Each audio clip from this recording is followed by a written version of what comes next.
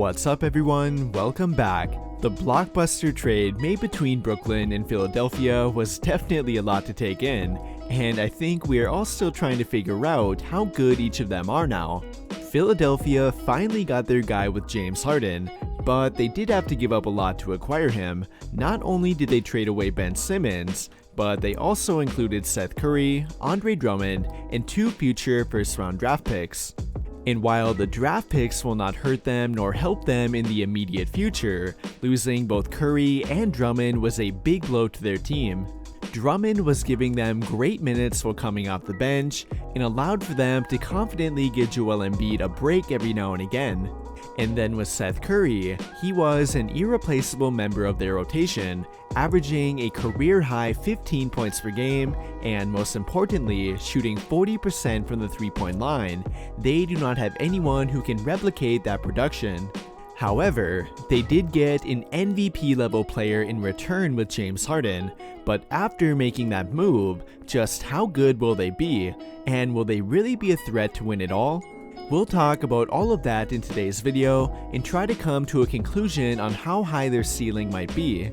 But before we do that, if you could take the time to drop a like on the video and hit that subscribe button if you have not already, I really would genuinely appreciate it, as it really does help the channel grow. But without further ado, let's get into the video. And while I already mentioned what they had to give up to get James Harden, we cannot forget about who they managed to keep. The Brooklyn Nets were reportedly very persistent in trying to get Matisse Thybulle from Philadelphia, but they ended up backing down, and eventually they settled for only Seth Curry and Andre Drummond along with Ben Simmons. And we cannot fail to mention how important that is for Philly. Thybulle is arguably the best perimeter defender in the entire NBA, and both the numbers and eye tests will back that up. Along with that though, they also managed to keep Tyrese Maxey, who is already beginning to look like a very young promising star. In only his second year in the NBA, he is already putting up nearly 17 points per game, 5 assists per game, and shooting the ball at a very efficient rate. Having to give up Seth Curry definitely hurt their backcourt, but being able to pair Tyrese Maxey with James Harden was without a doubt a big win.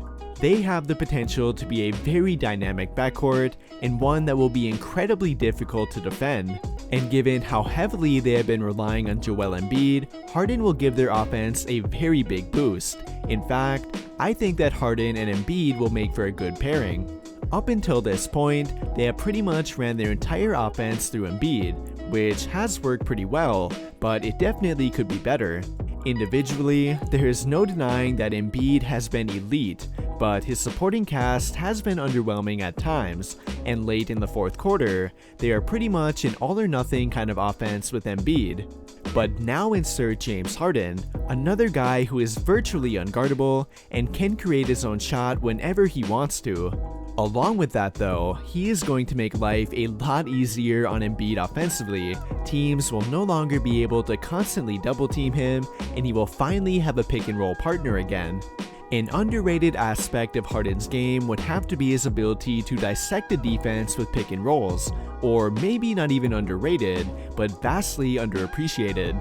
He is widely known for his isolation ability, but we often forget just how good he is in the pick and roll, and while Embiid has not done a whole lot of that this year, he and Harden can make for a dangerous pick and roll duo.